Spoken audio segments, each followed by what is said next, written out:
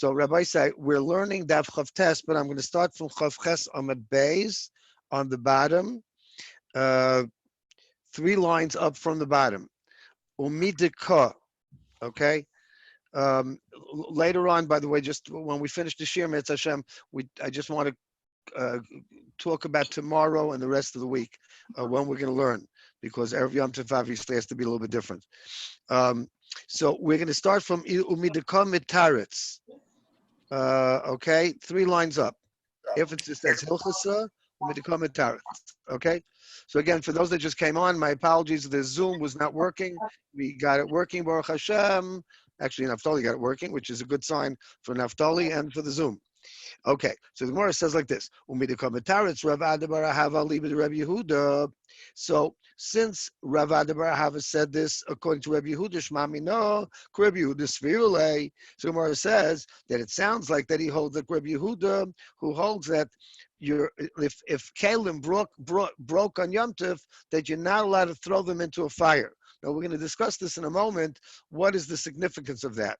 So Gemara says, "Umiyama Rav Yehudah Rav Adabar Ahava Hachi." Does Rav Adabar Ahava really say that? Rav Adabar Ahava. So now we're going to go to Chavtes Amud Aleph.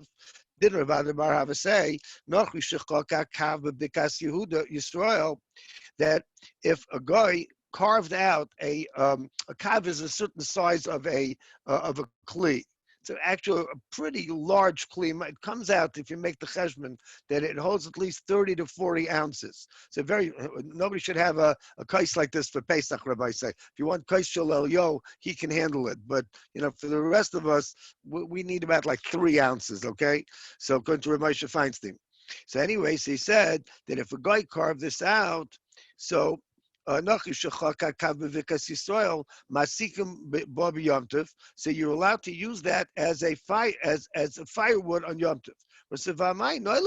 Isn't that noilad? Because before, when there was a large log of wood, so it didn't have a din of a kli, and then all of a sudden it became a kli, and now you're taking the kli and you're throwing it into the fire. So in a couple of minutes we're going to discuss, there's another problem over here, which is if you hold binyan or stira b'kelim.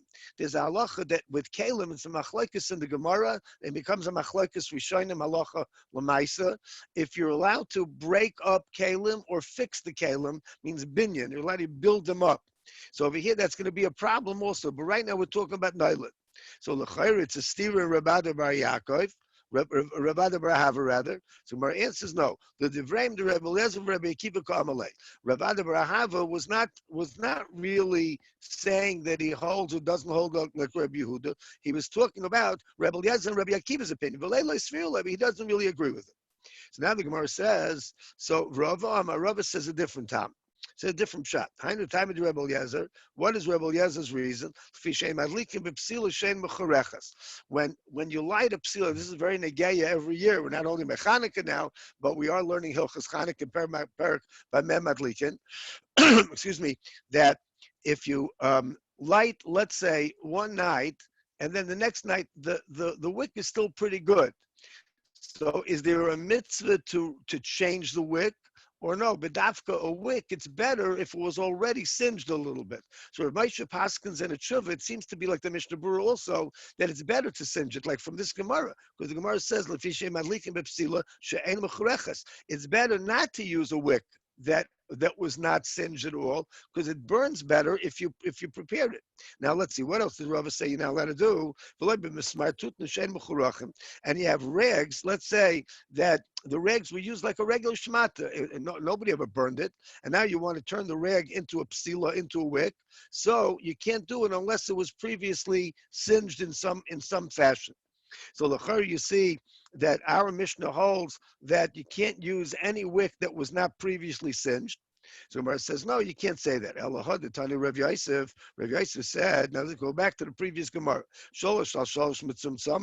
Let's say you have 3, a little piece of rag that it's called a beged, actually, because it's 3 by 3 and 3 by 3 finger widths. You could use the b'shas adchak, and we learned earlier that that's only for poor people. They could use it for a patch or even for some kind of a cleaning tool. But in any case, it becomes a kli. So the Gemara says that The Mishnah was talking about one that was exactly 3 by 3. Why do we have to know this? Lagabi what? So we said since our Mishnah doesn't worry about the size of the wick b'chlal. So what are we talking about the halacha? The rest is linyan tumah. We're not talking about wicks at all. We're talking about lagabi the tumah. So the Gemara says this not because we learned in a Mishnah in Kalim, Amru, when they said that even a patch that's 3 by 3 finger widths, so that when they said this, it's chutz min amalal. Now it's machlekes rishonim. We're going to go like right lev rishonim. The malal means the hem. So at the end of even a very, very small piece like that, they used to sew a hem so that it wouldn't fall apart. Divrei Reb Shimon. The Chacham say that this is only when it's exactly 3 by 3. So if it's 3 by 3 for Tumah, so the Raisa is following now the Chachamim, and we say that 3 by 3 that the Mishnah says is exactly when it's 3 by 3, but not at all more, and then you don't really need that malal, that hem. So now the Gemara goes, Amar of Yehudah Amarav, Masikin B'Kelim. Now here's where we're going to discuss this whole shaila of Binyan Astir B'Kelim. Masikin B'Kelim means that you can light a fire with something that was a kli, but you can't light it with a broken kli, because a broken kli, so if it broke on Yom Tov, so it's nailat, that means it wasn't meant as firewood before. Say if you have a kli, so the kli is not really muktzah, right? The kli is not muktzah. The kli is, you're using it for drinking, for pouring as a pot, depending on the size of the kli. But let's say that it's wood and it broke, so now it's going to become firewood, so now it becomes nailat. So nailat is a very strong form of muktzah. So the interesting thing is that Rabbi Yehudah says that he doesn't hold that nailat is mutter. Reb Shimon holds that it is mutter. Now the interesting chiddush in Reb Shimon is that Reb Shimon is very, very often quoted as not holding of muktzah at all, and Rabbi Yehudah holds of muktzah. But that's not really true, because Reb Shimon holds of some forms of muktzah. He doesn't deny that there's a concept of muktzah. He also holds of muktzah. But this type of muktzah, which many Rishonim Taina is a very strong form of muktzah, Reb Shimon is completely matir. So we'll understand that a little bit later on, I think, on some level, based upon Rishonim. But I want to just speak out a very interesting Rajba. The Rajba writes over here that you see from this Gemara that there's no issue of having hano from muktzah, because the whole shaila is it a muktzah, and maybe you can't even pick it up. But let's say that you did pick it up, you threw it into the fire, so okay, you can benefit from it. So the Rajba tells us this chiddush, which ends up being a machlekes rishonim and achronim all the way through the Shulchan Aruch, the Mechaber, and the Ramah. If you're allowed to have benefit, if you're allowed to take some kind of hanoah from muktzah. So now it says, the Gemara talks about, so maybe just we'll take one moment. I think hopefully Matzah Shabbos, I don't think too many of us are going to an outside Malava Malka. So I just wanted to speak out over here, this famous kasha about Binyan Astira V'Kelim. So, the first one that asks this kasha is the Agoyis Mordechai. If you have a big Gemara, in the back of the Gemara, so he brings it, and the Agoyis Maimoni on the Rambam writes this, that Rav himself, a little bit later on, now a little bit, much further on in the Gemara in Shabbos, that Bais says, Sheyesh binyan astira b'kelim. And this member that we just learned is Rav. So how could you say that you could just take this and throw it into the fire? So we're going to see a very big chiddush. I'm dafka saying this over because it has a tremendous chiddush in halacha. We all learn Hilchos Shabbos. The Mishnah Berurah taught us in the Hagdama that if you don't learn Hilchos Shabbos, you're doomed to be Mechal Shabbos, Chas v'Shalom. So we all have to learn Hilchos Shabbos. So the teretz is, and there's a number of terutzim in the Achron, and we're just going to run through it for a moment. The Magen Avraham brings a teretz that's not the one that he likes from the Tal Oiris, but I'm going to say over the Magen Avraham's second teretz. He says, why over here is there no problem of binyan and stira b'kelim? After all, stira b'kelim means that you took a kli and you ruined it. And you're not allowed to do that on Shabbos, apparently also on Yom Tov. So how come you're allowed to throw it into a fire? See, he says a big chiddush. He says like this, because burning something is an av malacha. Now, it's asur on Shabbos, it's mutter on Yom Tov. But l'mais, it's an av malacha. So he says, but on Yom Tov, it's chutru l'tzarech chochel nefesh.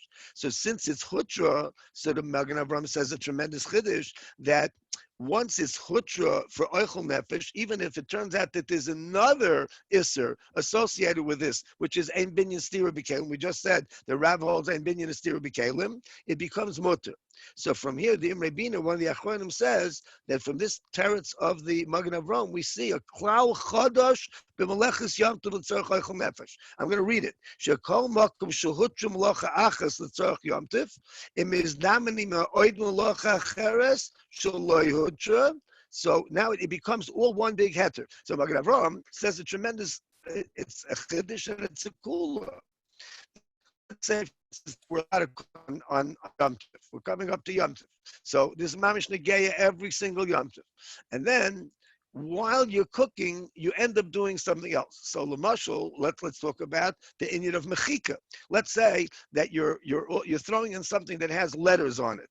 So is there a problem of mechika? Magen Avraham says absolutely not, because since the malacha of havara is mutter on Yom Tov, oichel nefesh is mutter on Yom Tov, so it comes out that every other malacha, over here we're talking about ein binyan stira b'kelim. Okay, just another pshat over here. The Avnei Nezer says a little bit different. Avnei Nezer is the big buck in Hilchos Shabbos. He wrote the Eglei Tal on Hilchos Shabbos. So he writes that ein binyan stira b'kelim is like this. Meleches soisers k'shesoiser al manas livnos. And by the way, the Gra also says this pretty much, but he says a little bit differently. So the Avnei Nezer says that there's a thing you're not allowed to build on Shabbos, boine, and you're not allowed to be soiser. You're not allowed to break something that's you're not allowed to break up a cabinet, let's say. So binyan and stira. But when is stira asa midaraisa? Only soiser al manas livnos b'mekaymai. I'm sorry, I made a bracha before. I'll just take a drink. You're not allowed to be soiser only if you're going to build. But over you're not going to build. You're throwing it into the fire. So the Magen Avraham, I'm sorry, the Avnei Nezer says it's mutter. The Gra, I just have to share this with you because these are tremendous chedushim in halachas of Hilchos Shabbos and Hilchos Yom Tov. The Gra says over this slide, we'll say one more little teretz from the Or Sameach also. The Gra says that why isn't that binyan or stira? It's stira, it's the ultimate stira, you're destroying it. The Gra says because you're not really doing anything. When you put it into a fire, the fire destroys it. So if you would shoot it with a gun, it could be, I don't know, be something else. But since you're throwing it into a fire, we're talking about havara. Havara is not stira, it's not binyan, but it's not stira either. Finally, the Or Sameach says over here a beautiful chiddush. He says it's not shaykh to stira. Because when you're destroying something completely, that's not called stira. The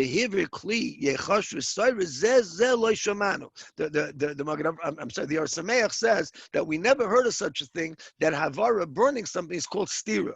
That's mamish, like so pashut, like the Or Sameach, the ultimate pashtan. And then he says, I'll bring you two rayas. And this is negeya us. By the Korban Pesach, there's halacha that you're not allowed to break the bones. Right? That's why there's a few halachas also that are negaya us at the Seder, that you're not allowed to break the bones. So why? Because it says ve'etzem leisish brubai. So he says, but if you were to throw it in a fire and the bone is destroyed, that's okay. The Torah says you're not allowed to destroy it. That's called stira. It's not called stira because havara is not called stira. Then the second thing he says is, like I mentioned before, I got this from the Or Sameach, that if you're burning something, for instance, let's say that you're burning a sefer. I mean, we wouldn't really burn a sefer, but Rabbi Moshe writes that if you have a sefer kosvoi min, let's say you have a Bible, the Gospels, Rabbi say, that were written by apikorsim, so you are allowed to burn them. And don't worry about burning them because it's like avodah zarah. So now, but let's say there's the shemus. So forget about if it's the right thing to do. Rabbi says it's the right thing to do. That's not a problem. But maybe you're erasing letters, so it's mechika. So now the Or Sameach says it's not mechika because mechika is meichek is almanas lichtov, right? That's why a cipher, sometimes he erases almanach, just like almanas live nice. So over here also, the Or Sameach says that it wouldn't be called mechika. Pillar ployim, this whole thing. So anyway, this whole sugya revolves around this kash and teretz, but it's only in the early Rishonim and even the later Rachwen. Okay, let's go back to the Gemara. Masikim b'tmorim. So now the Gemara says, this is where we were up to, I'm sorry. So we said that it's right at the beginning of a line. Masikim b'tmorim. That's where we start. So you're allowed to take dates and use them as fuel. Uh, um, so, uh, so achlon. So if you ate the dates, so let's say you ate the dates, and then what do you have left over? The pits. So the pits are noilad. Now, why the pits noilad? Because bepashtus is either you couldn't see them before, or they weren't available, and you can't use them now as fuel. Rabbi Yehudah, Reb Shimon matter. So this seems to be Rabbi Yehudah, Reb Shimon l'shitasam. Rabbi Yehudah is holds of noilad, or Reb Shimon doesn't hold of noilad. Now we go to the next case. So you're allowed to use nuts. That this is walnuts specifically on Yom Tov as fuel. Apparently, it's a good fuel. So ochlan, but if you ate the nuts, now we'll soon see that there's a difference between the pit that's inside of the date and the klippas, that's the shell that's outside of the walnut. So the same thing. Rabbi Yehudah. Rabbi Yehudah says that you're now allowed to rip shema matter.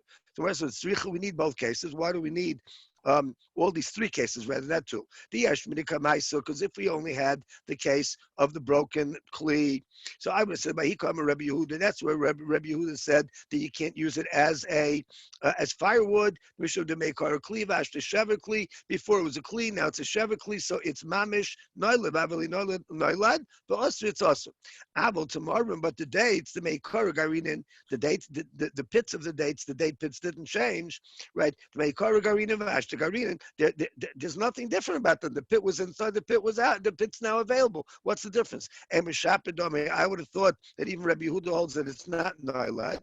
That's why we need that case. Yashmina Garina, and if we would have had the case of the pits of the dates, so I mean, I would have thought to make Kara Mechasyon Vashta Megalia before they're covered up and now they're out in the open. I would clip but by the walnuts and make Kara Megali, Vashta Megalia, so we're not talking about pits anymore. We're talking about the outside.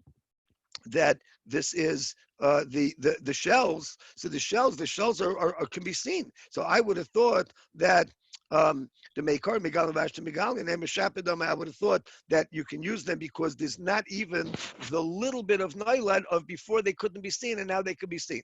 So by the way, this is also Negaya in many places in Bais. I'm not going to dwell on it right now. That we rather hold that noilad is a very strong form of muktzah. So for instance, when you talk about, let's say, can you take ice and put it into a tea or something to cool it off? So you're melting the ice. So is that called? It's obviously it's a different format, but it's a different form.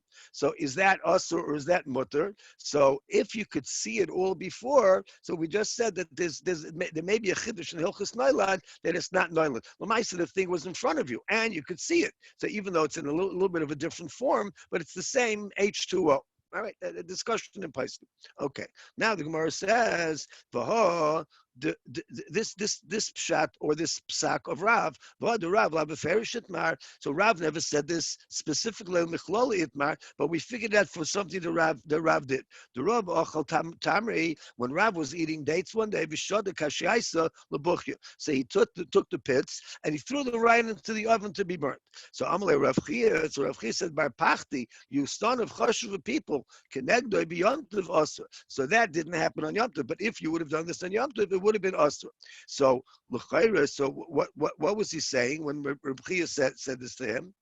So Rabbi Yehudah heard about this, and he was assuming that Rav was ma'adir to Rabbi Chia because he didn't say anything. So this is what we always call that a person that's silent, silence is acquiescence. That shtika kaidah, and he thought over here that shtika was kaidah.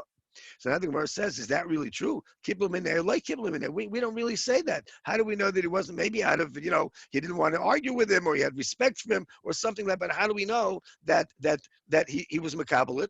So Morah wants to bring a proof. Tashma will bring a raya from another ma'aser. The Kehillas Rav LeBavel, when Rav came to Bavel, so Rav was in Eretz Yisrael. He came to Bavel. Achol Tamri. So there was a Yom Tov. Apparently, on this Yom Tov, he ate tomorrow, he ate dates. And then he took the pits, he threw them to the animals to feed the animals. Where it says, my love, so that maybe do we say that these were from Persia, and these are there's the date itself, and then the pit is a separate thing. So since these pits they're not attached to the fruit at all, so then by them it would be noilad. So in other words, these type of dates, there's for sure there's noilad. So Mamela, it could be that since Rav threw this to the animals, so l'chayra he was not makabel Reb Chia's psak. Where it says no, lo bar miyasa. We don't know what type of dates they were, but the dates were happening when Aramean, not Aramaic. By the way, it's a different word. Aramiyasa means Aramean, like not Aramaic, but not Armenia, but Aramaic. Aramaic actually from Aram. So these fruits, the dates, so they are attached to the pit. I'm sure we see these two types of pits also. So in Mela, Rav Chia would also hold that they don't become noil. Because of their mother, in other words, the pit has a mother. The mother is the fruit, and since you can still bite off of, you can't eat the pit, but on the pit there is some edible part. So the edible part becomes a matir, so to speak, for the pit itself, and the pit itself is somewhat edible. So Gemara says a shaila over here about Reb Yehudah's psak.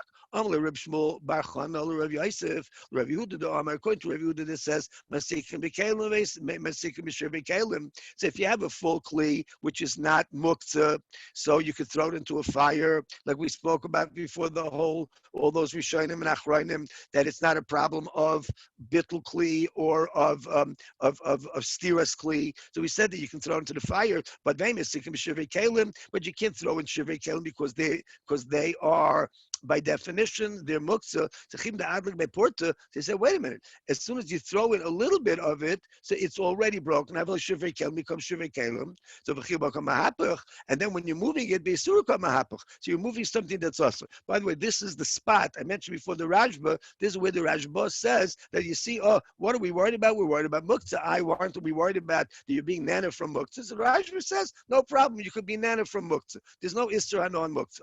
Now the Gemara says. More answer to other kid Rav Masna. Gemara says no, he did like Rav Masna. Rav Masna, Amar Rav, and this was talking the name of Rav. It's a very unusual case. Branches fell from a tree, and they fell right into an oven. Now, don't forget, in Eretz Yisrael, in the olden days, in the Middle East, everything was done outdoors, and there was an outdoor oven, which is, by the way, not so different than our barbecues, which are outdoors. So this could happen again, in our days. So marbe eitzim uchanim. So now, if you have these eitzim that were on the tree on Yom Tov, and now they're for sure noilad, because before they're not only muktzah, but you had no access to them. You couldn't break them off of the tree on Yom Tov. You're not allowed to do that. So now, how could you use them and be nana from them? And forget about the hanoah from muktzah, but how can you be nana from something that was a davar asur coming into Yom Tov? So marbe eitzim uchanim. So what you do is you take a bunch of regular wood that was on the wood pile, which was actually prepared erev Yom Tov, and then you can burn them, because even though it was noilad, but they're going to be bottled inside the oven. So now the Gemara says that's one shot. So I'll just tell you very briefly. I know I took a lot of extra time from the Rishonim and Achrayim, and we started late. I apologize, but this is a very important halacha called ein mevatlin isur lechatchila, and in hashgachas, in kashrus. Everybody's calling up different hashgachas this year, and some things are not available. So we're all substituting. We're all being makel this year on certain things. But there's some hashgachas that we're kind of like makpid not to use on Pesach, and maybe not even the whole year. And what is their problem? Their problem is that they're mevatel. We all use bittul, but they're mevatel lechatchila. That's the problem with some of those hashgachas. I won't name them right now because they're going to sue me. But those hashgachas, what happens is that they let's say they don't really kasher, because whatever it is, the company doesn't want, or the it's not available, the machinery doesn't let. So what do? So you just keep adding water, which is okay, or something like that, and it's mevatel. But you're not allowed to do that, because if something was asur, ein mevatlis l'chatchil bayos. It's only if this fell into that by accident, then you could be. So, but over here, l'chayra, what they did was they were marbe eitzim muchanim, and that raises the issue of, is that mutter? So apparently it could be that by something that's muktzah, so it would be mutter, but it wouldn't be mutter by something that's an actual isser, like something that came from, let's say, from an animal product. So an animal product is asur. So we'll say, oh, well, we're adding a lot of other ingredients. You're not allowed to do that. L'chatchila, but the evet, you can have it. Okay, let's go further. So Rav Nuna says, what are we talking about over here? We're going back to the wick, that it's less than 3 tvachim by 3 tvachim. So now, so we're talking about over here, by the way, this is a very misread word. Umikule in most of Shas means something else. Moshel, we had this not long ago. Umikule Beishame. Beishame is usually machmir, right? So we said, no, these are the coolest, the leniencies of Beishame. That's not what it means over here. Kule. Kule means over here the fact that this is not a good use of this particular product. So for instance, matlonius is basically shmatis. Mikule matlonius means that it's a shmata that was not used for something important or for something very, very nice, like for clothing. The Ozu Rebbe Eliezer holds over here like this. Rabbi Akiva l'tamei, and those and Rabbi Akiva both have a sheet over here, which is what it's not. We learned in the Mishnah. Mishnah says like this: Pachas mishleisha shleisha sheeskinu lifkik b'ayis hamerchatz. Let's say that you have a shmata that's less than 3 tvachim by 3 tvachim, and it was set aside to, like in the old days when they had water that was coming through into the merchatz, into like the mikvah, and they wanted to stop the water, so they didn't have things like we have today with sinks and everything else, so they stuffed it up with a shmata, or it was used like what we would use today is like some kind of a glove or a mitt to pick up a hot pot, or to clean out the millstone. You know, when they used to take the wheat and they used to grind it. So so if this was the rag was ready to be used, so it's tamei. So what's the pshat? It's tamei. Because when you put it away for this purpose, so you're saying that it is something important. That's one opinion, right? And the fact that Rebbe Eliezer holds that when you put it away for something that's not as important, like mikule. Mikule means for the lower levels. So that's what Rebbe Eliezer holds. It gets back its original title, so to speak. Rabbi Yeshua holds no. Rabbi Yeshua says bein min hamochan or bein shaloi min hamochan. It doesn't matter if it's prepared or not prepared. It's tahor, because since it's not a chashuv a thing, it's not a chashuv a kli. So then when the shmata was put away, so it didn't make it into something significant or important. So now that's Rabbi Akiva. That was Rabbi Eliezer. Rabbi Akiva says menamuchan tamei. If it was prepared and was put away, so that it's going to be used for a proper use, so then it becomes a kli. It's menamuchan. It's tamei. But shaloi menamuchan. But if it was not prepared to be a chashuva use, so then it's not tamei. Now the Gemara explains what's the pshat. Ula added on this. V'sema Rabbi Bar Bachanan, Rabbi Yochanan. He said like this: Hakol moedim. Everybody agrees. Zarka ba'ash b'divrei kol tor. That when something was thrown into the garbage, so that's it. It loses its chalois shem kli. So l'mashul, I'll just use this for a second because we're all going to do this to some extent this year. We're not really burning our chametz this year. I mean, I guess some people might, but it's really the recommendation of all the rabbanim and certainly the municipalities that we shouldn't have 5,000-10,000 fires burning all over the place. It could be a big makam of a chil Hashem chas v'shalom. There was a fire and the fire department has to come. So all the rabbanim this year said that we should just get rid of all the big chametz, put it out front, and we, let's say we're doing the 10 pieces. Not everybody does, but if you do the 10 pieces, take the 10 pieces, gather them. There should be a little bit more than a kazayas, and that you'll crumble it and flush it down the toilet, Mitzvah Hashem, on Wednesday morning before the Zman, before around, I think, 11 o'clock or something like that. But what about the rest of the chametz? So first of all, we sell our chametz, and second of all, kol chamir v'chamir, we're mevatel the chametz. That's really the main thing, is the bittul chametz. But just putting it into the garbage, so even if you weren't mafkirit, being mafkirit this year with the problem of social separations and all these things. So it's very hard. You're supposed to have three people, not from your own family. Some say it could be one from the family and two outsiders. But whatever it is, it's supposed to two are supposed to be kosher aid. It's also very hard to find these days. So with social distancing, so to make hefker is very, very hard. But a person that just throws it into the garbage, so by definition, that's even bittul, even if you didn't say kol chamir v'chamir.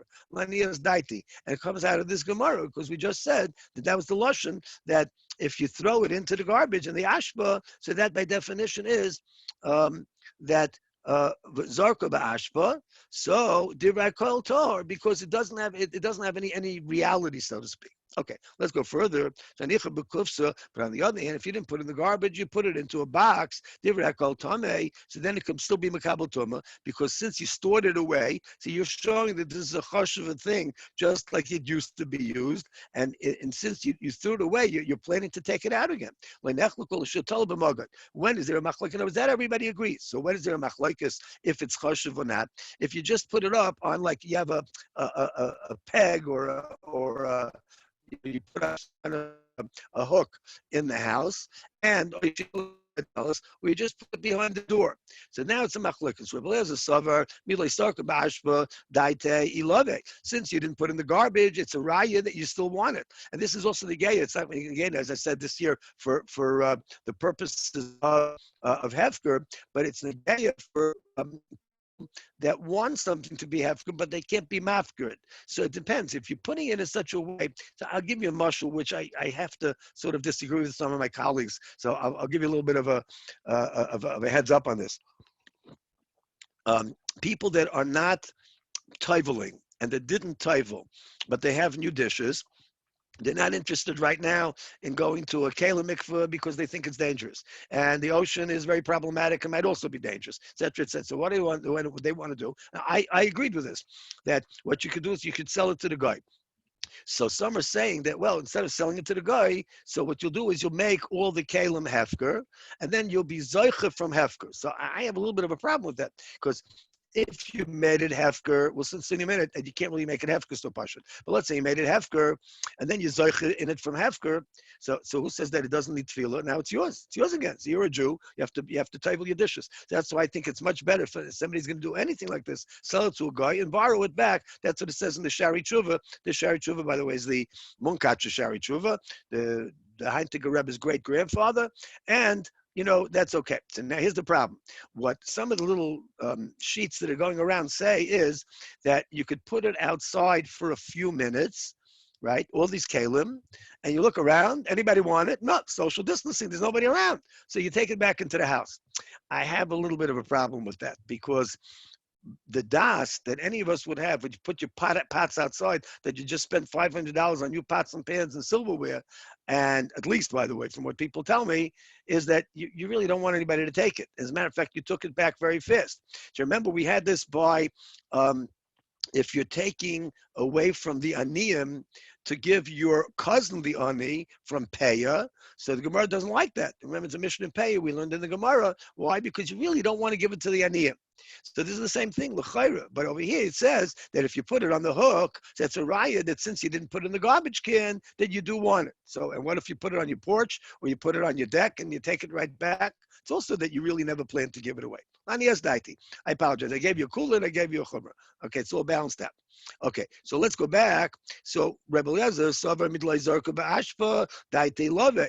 My Rebbe used to say Iluya. Okay, that's the yeshivish way of pronouncing it. But the correct dictic way is Daite Ilave. Now, so Gemara says, so Gemara asks, Vamai, so Karile Shalom and Amucham. So why does Rebbe Eliezer use this term of so why did he say that it's Shalom and Amucham? So the point is that The Gemara says, "L'gabi kufso lav mochanos." The Gemara says because compared to it being in a box, which you put away, so that it's really not muchan. But it's not that it's totally not mina muchan. It's a little bit mina muchan. It's a little bit prepared. It's on the hook after all. Now, I said, Rabbi Yeshua, so what does Rabbi Yehudah hold? Midlay because since you didn't put it into the box, betuli baklei. So since you didn't put it away to keep, so it's clear that you hold it. It's not really an article of clothing anymore. Nobody's going to wear it. You're going to use it as a shemata. And memela, it's not bakabel tumah anymore. It's only a shemata. But my korli muchan. Why is that muchan? So Gemara says the same thing compared to what? Everything is, no, if you'll forgive me, Einstein's theory of relativity, it's all relative. Not exactly what he said, but okay. Let's give him a shtickle schluss Einstein, that he's in the Torah. That it's relative to what? Relative over here. So compared to the garbage is for sure not muchan. So a peg or a hook is muchan. Now the Gemara says, what about Rabbi Kiva? Rabbi Kiva betol b'magid savar krebel yazeh. Rabbi Kiva, when it comes to the hook on the wall, so he holds like Rebel Yezer because that the person you put something on a hook. So, and I'll give you an example. Bisman hazeh, let's say you came home and you hung up your jacket on the hook. I mean, that doesn't mean it's in the garbage can. So maybe it's a little bit different than the hook in the time of Chazal. I don't know, but that clearly means in our houses you put something on, even if you came through the mudroom and you hung it up, it means you want it, right? You're not giving it away. So but when you put it behind the door, Savla Rabbi Yeshua, holds like Rabbi Yeshua. So that does not mean that you're going to still use it as a coat, and maybe you're going to use it as a shemata. So now the Gemara says, Rabbi Akiva l'gabi de Rabbi Yeshua. So what do we see from here from our Mishnah? That Rabbi Akiva changed his mind, and originally he held not like Rabbi Yeshua, and now he holds like Rabbi Yeshua. So the Gemara says, how do you know that? Rabbi said, psilas habeget. Now, we all that daven Ashkenaz, I know there's a lot of people on here that daven Sfard, and also would rather daven Sfard, but okay. But last night, if we were in shul, we would have said by Memadlikin, all of us, pretty much. So midiktani psil sabeged, that was in by Memadlikin, right in the Mishnayos. So my area, the tani psil sabeged, how come it says a wick that was made out of clothing? Listen, psila shol beged. It should have said that it's a wick that's made from material that came from a garment, right? So my psilas ha beged. Oh, says the Chiddush. Psilas ha beged means the adayin beged who. It's still a beged, right? Still a beged. So now let's just finish up over here. We still have another Mishnah and then another one after that. So you see that the pshat is that since Rabbi Kiva says that it's not Makabel Tumah, so it seems that he changed his mind and he doesn't hold like right now. He holds like Rabbi Yehudah doesn't hold like what he held before. Okay, now we're going to talk about also a very interesting chiddush over here. Lo yikov adam the Mishnah shvayferish shel beitza. So I just want to tell you how we learn, and I'll just tell you a very big chiddush, another way to learn this, totally different shot. Lo yikov adam shvayferish shel beitza. A person shouldn't make a hole in let a shaman and fill it up with oil. Now, obviously, a person's doing this Erev Shabbos, but he's going to put it there, and the oil is going to drip through that tiny little hole in the eggshell, and he invented something, right? And the eggshell is going to, the drip from the eggshell is going to be a feeder into the nair. So even if it's made out of cheres, so we'll soon see, because earthenware, if you have something like a mug, or even worse than today's mugs, so nobody would eat from it because it's disgusting. So what are we worried about over here? We're worried, according to the Tanakama, that a person is going to take a little bit of this oil, like we had in the Gemara earlier, and he's going to drink from it or put it onto his salad, right? As a salad dressing. Rabbi Yehudah holds it's not a problem. But let's say that the person that made this earthenware, right, the potter, so when he attached it, so he made it in one big thing, so nobody would take it because since it's one big kli, so the fact that it's a kli that is used clearly only for a lamp, so nobody really takes food from that. Now the next case is a person should not fill up just a dish or a bowl with shemen, and you put it right beside the nair. Now he's got a chap. So he makes a long wick, and he puts one end of the wick into the bowl or the plate, And so the Tanakama holds that you're not allowed to do that. Lo yumale. Rabbi Yehudah matir. Rabbi Yehudah holds that it's mutter. Okay, so now before we go on, I just want to tell you another pshat in this Mishnah, which is really a surprising pshat. A second, I marked it off, I think, but I'm not sure. If not, I'll just tell you. Yeah, here it is. So the Meiri,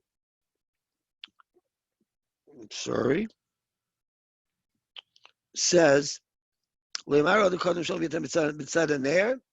so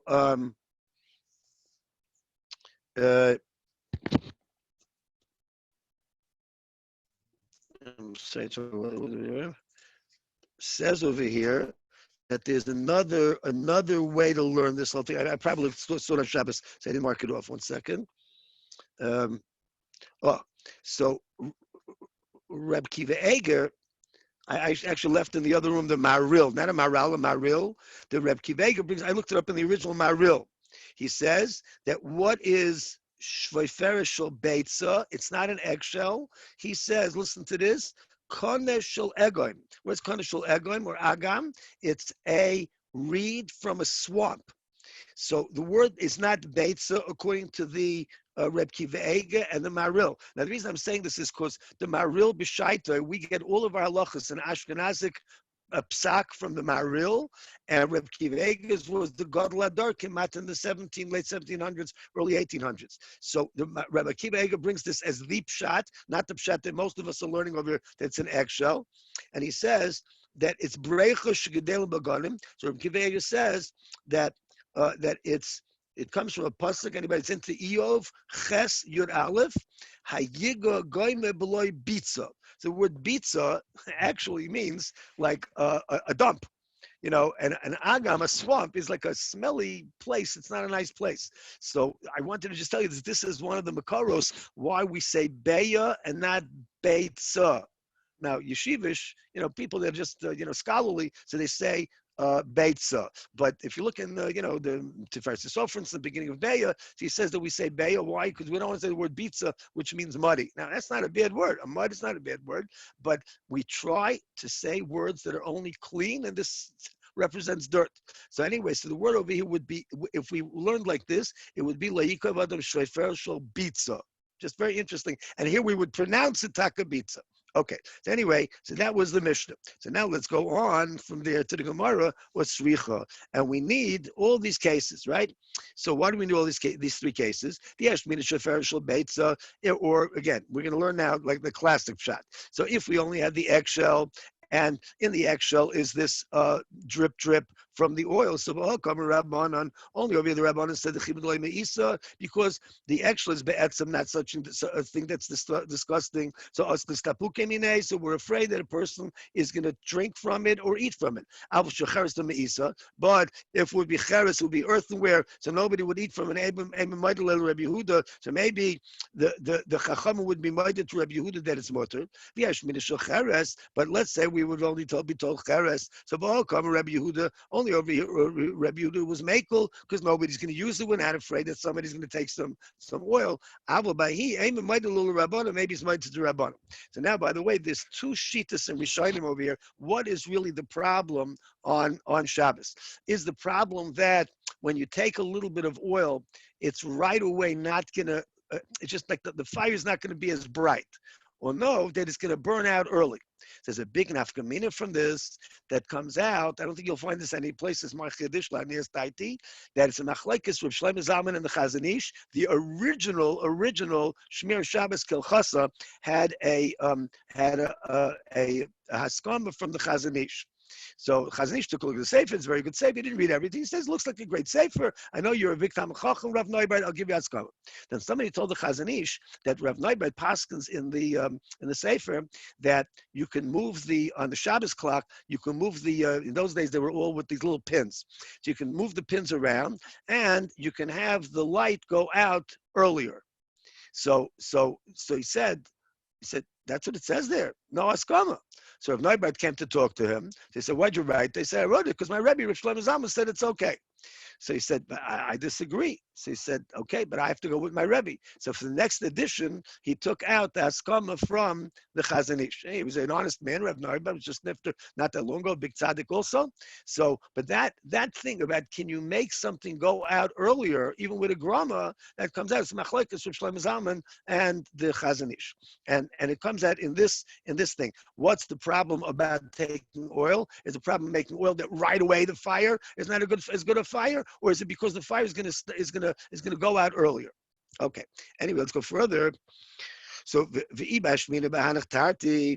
so let's say we only have these two cases. So Bahani come Rabbi Yehudah, only these two cases. Rabbi Yehudah would say it because there's nothing between. There's no hefsek between the oil and the actual place that's burning. The nair. But if you have the bowl where there is a separation, I would say maybe Rabbi Yehudah holds like the Rabbanan that's us. Because then we'll say, oh, this has nothing to do with the lamp, and people will say that you're allowed to take from it. But if we only had the case of the bowl, I would have thought that only there the Rabbanan are machmir, but in these two other things, we hold like Rabbi Yehudah that it's mutter on Shabbos. That's why we need all three cases. Now, we said let's say that the person that made this, the guy that made the pots, I would call them, as I said, the mugs, because it's ceramic. So if he lechatchila connected them, so then it's mutter, and even the Rabbanan hold it as mutter. Whereas Tana, we learn mutter. If it's attached in a very strong way, like with plaster or clay, it's mutter. Va'anan yotzatan. So Gemara says, wait a minute, but we learned not that a person privately did this, but that the professional did it originally. So Gemara says, my yotzer. What do we mean by yotzer? The guy that made it, Ken yotzer. He made it as good as professionally as the professional did, but really it was done later. Now the Gemara brings another ma'aser. Tani will in a rice to Rabbi Yehudah. Hamachas Shabbos29 ba'aliyas Bais Nitzah Belud. Now, if you remember, this place, Bais Nitzah Belud, was where a lot of the Chachamim's Gzeris and Takonis were made. They were hiding out from the Romans, and they were up in an aliyah. They were in an attic, and it's very similar to what we're going to learn today. Not today. Sorry, in a few days when we say the Haggadah, that Rabbi said he gives Mashkriya Shachris. So a number of the Haggadahs asked the famous kasha. So how come the Chachamim, the Rabbanim, couldn't see? Because they were hiding. Either they were hiding like in an aliyah, or they were hiding in a basement from the Romans. And these were the Tanoim. Rabbi Kiva, of course, was one of the Tzarurugei Malchus. Some say the others also. So anyway, so Pamachas Shabbos29, we spent Shabbos in the house, the upper story of this fellow named Nitzah. He had a big schus. Klal Yisrael learned a lot of Torah in his house. In Lord, maybe learned a shul fershul beitza. So on Shabbos they brought us an eggshell. So what happened was, we were there for Shabbos. So right before Shabbos, not that they did this on Shabbos, but right before this is Erev Shabbos, so we filled it up with shemen. We made a hole. We put it by the ner. So they said that the Reb Tarfon didn't say anything. Well, the Zakanim didn't say anything. So you see that they hold it as mutter. So the Chacham said to Rabbi Yehudah, Misham Raya Shani Beis Nitzah. This is reason name. There's a pillar playim dika thing that in Beis Nitzah, so they were very, very careful. So the male of the Gzera didn't apply to them. So from here, there's a very big chiddush, is that Chachamim, so usually Rabbanan, rabbis, are usually machmer on themselves and makel for other people. They have chumras. But over here, you see that sometimes when there's like a, let's say rabbinic convention. So I once had this conversation many years ago with he was nifter already, Rav Shimon Eida, Zechat Tzadik Livracha. He was the big bucky in his time in Hilchos Shabbos and Hilchos Nidui, he wrote Svarim and all these things. So there was a rabbinic convention, and they made an Eruv. And they were very makel with the Eruv. It was an Eruv around, a certain, one of the old hotels that is now defunct. And I had this course, I was learning by him, Hilchos Eruv. So I went around with him, we were checking different Eruvim. And he didn't like that particular Eruv. Even though it was a little for Rabbi, he says, the Rabbanim were makel for themselves. I remember that was the line. Anyway, so the Gemara brings a raya from over here for something else. Oven Tzipayra.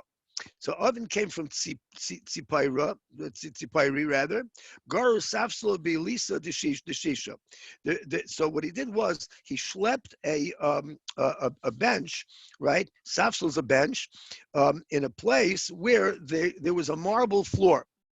So he schlepped this, and and Rabbi Yitzchak ben Elazar apparently was the big Rav then, and Rabbi Yitzchak ben Elazar saw this. Amalei, so Rabbi Yitzchak ben Elazar said to him, Ishis tukilach b'shnisikilei chavrai Rabbi Yehudah. If I was silent, like son says acquiescence, and just like they did by Rabbi Yehudah, so nothing made a churva. So a terrible thing will happen over here because I didn't say anything to you.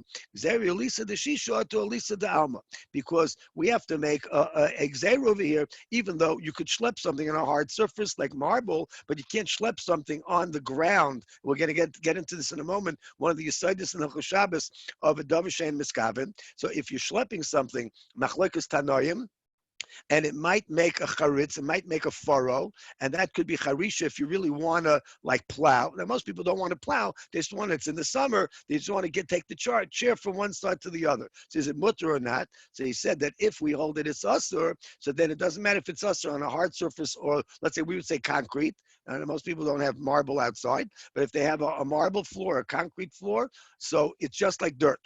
So Gemara brings another ma'aseh. So Reish Kanishta, this seems to be like the shamus of a shul. The Batzra was interesting enough. It was a city. We sang this. Those of you that sing these from the Arizal, the Askina Sudasas. So it's there in the Zmiris of Shabbos that Batzra was a city under Esav's control.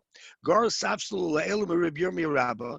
He schlepped a bench in front of Rabbi Yirmiyah Rabbah, Rabbi Yirmiyah the Great. Amalei, so Rabbi Yirmiyah told him, come on, how do you hold Rabbi Shimon? You hold like Rabbi Shimon? No, you can't do that. When did Rabbi Shimon say that? When it's a very large thing, and you won't be able to schlep it. But but there's no heter to pick up a light chair, like these light, chairs that we all have outdoors, the very light chairs, pick it up. So you're not, you don't have the right to use the heter of that it's a davashen miskaven, and we all the davashen miskaven is mutter. You don't have the right when it's not absolutely necessary. So who is this a machlokes according to? Upliga de Ula, Rabbi Yirmiyah Rabbah, so he disagrees with Ula. Ula said machlokes b'katanim. No, machlokes is by small things. So this is a machlokes that he had with Ula. Morah says, Masav Rabbi Yosef has to kasha on this. Wait a minute. We learned Reb Shimon. I'm sorry. Reb Shimon says that a person can schlep a bed or schlep a chair or schlep a bench. So he held, Reb Shimon held, that as long as your kavana is not to do this, you're not interested in planting anything, you're not plowing, you're not a farmer, so it's okay. So he said, Katani Gedolim, Katani Katanim. So Reb Shimon seemed to hold that a bed is a big thing, a chair is a small thing. So kash lo tavayu. So this seems to be a kasha on both Rabbi Yirmiyah and Ula, because neither of them can hang their hat on Reb Shimon. So I say Ula mataras l'tamei, Rabbi Yirmiyah mataras l'tamei. They'll each defend themselves like this. Ula mataras l'tamei, because mita dumya the kisei. The bed that he was talking about over here was like a chair, just like the chair is a small light thing. So the bed that he was talking about was also small and light. For Rabbi Yirmiyah, no, the chair that we're talking about is a big heavy chair, just like the bed is a big heavy thing. So therefore, it's not a machlokes at all, as it turns out. So most of Rabbi said, Rabbi asked the kasha, so wait a minute. So how could he say this about Dovish and Miskaven? What about people that sell clothing? People that sell clothing, so they're allowed to sell even when the case is over there that they had something that's shatness. Now, wait a minute, how could they sell shatness? It's a lifnei v'losita mechshol. So the case was that they're going to take out the shatness later on, right? So this is a Mishnah in Klaim about shatness. Anyway, or to a guy, or vilvad shuli yiskaven b'cham b'nei achama. So what did they do in the olden days? The the salesman, the sales lady, I guess in some cases, used to put it on to some extent, at least, as we'll soon see, and show it off. Look how nice this is. So they can't have kavanah that, let's say they're doing this outside and it suddenly gets hot, so this is going to protect them from the sun, or it's raining, it's going to protect them from the rain. That's snuin, but those that are very careful, snuin. By the way, we see from over here a new pshat in sneas that sneas over here does not mean like modesty, like we ask a woman to be modest. By the way, men are also supposed to be a little bit modest in certain situations, but those that are very careful about halacha, so they did not put it on. Mafshulim b'makel lachareim. They put it like on a hook. They put it on like we would call it a mannequin today. So where it says the evshlo mavid b'tznuim kitsnuim. Wait a minute, over here there's an option. Why are we giving them a heter for a davish and miskaven is mutter when everybody could do it like the tznuim? The chikatanim dami, the Gemara says that would be like the katanim, that if there's a small thing, you're not allowed to do it. And yet you see that if there's no kavana, Reb Shimon was matir. So the Gemara says, Tiyufta du Rabbi Yirmiyah Rabba. There's a kasha on Rabbi Yirmiyah Rabba who holds that Reb Shimon does not allow schlepping small things. So Tiyufta, so the Gemara says, it's taka, hey, Tiyufta. Okay, I think we'll stop at a Mishnah. You want to finish? Should we finish the Amid? Maybe everybody say, you know what? Maybe it's late. It's late. So yeah. Let's tomorrow we'll start with the Mishnah. Mir Hashem. So